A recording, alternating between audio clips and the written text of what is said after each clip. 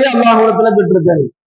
எனவே நன்மையான காரியங்களினுடைய தொடக்கமாக நன்மையான காரியங்களிலே அதிகம் ஆர்வம் உள்ளவர்களாக நன்மையான காரியங்களை மற்றவர்கள் செய்து கொடுக்கக்கூடிய அந்த ஒரு சூழலை ரப்புல் ஆலமீன் நமக்கு உருவாக்கி வைக்க வேண்டும்.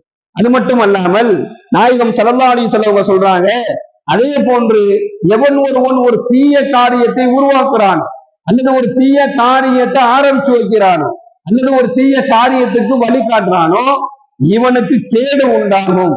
இவனை பார்த்துட்டு அந்த தீமையான காரியத்தை யாரெல்லாம் செய்யறாங்களோ அப்படி மக்கள் தொடர ஆரம்பிச்சாங்க அப்படின்னு சொன்னா செய்யக்கூடியவர்களுக்கு போகக்கூடிய பாவத்தை விட இவனுக்கு அதிகமாக பாவம் வந்து கொண்டே இருக்கும். அந்த தீமையான காரியம் தொடர்கின்ற வரையிலும் ஒருவேளை அது கியாமத் நாள் வரைக்கும் இவன் சொல்லி கொடுத்த ஒரு தீமையான காரியம் கியாமத் நாள் வரைக்கும் தொடர்ந்தால் அது வரையும் செய்யக்கூடிய அந்த மக்களுடைய பாவங்களும் குற்றங்களும் அதை ஆரம்பித்து வைத்து அதை தொடங்கி வைத்து அதை காட்டி வைத்த அவருக்கு வந்து சேரும் என்பதாக பெருமானார் ஸல்லல்லாஹு அலைஹி வஸல்லம் அவர்கள் சொல்லி காண்பிக்கின்றார்கள்.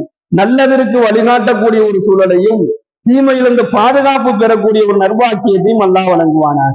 அடுத்து இரண்டாவது குர்பானி.